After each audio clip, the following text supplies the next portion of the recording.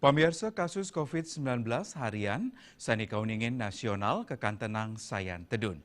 Sapunika talar wilangan kasus COVID-19 ring tanggal 16 Mei mungguh ring sor sata diri.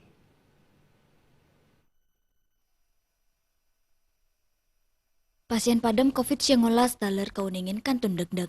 Raris indik pawohan pasien kena COVID-19 kauningin tedun, sayang ring arainas durungyane kanto sata sangadasa tigang diri. Raw mangkin wilanganipun penyatakan diri, anutin data Kementerian Kesehatan, nyinayang pawohan kasus COVID-19 antuk 100 ulung dasa kali diri. Dadosnya ni wilangan kumulatif ipun langkungan 6 yutan diri. Pasien sani kenak wenten satak 6 dasa tigang diri. Lanturnya ni wilangan pasien padam wenten 6 diri. Sani ngawinang wilangan kumulatif ipun langkungan 1 seket talian diri selama pandemi ngelimbak dawak bulan Maret warsa kali selikur sani lintang.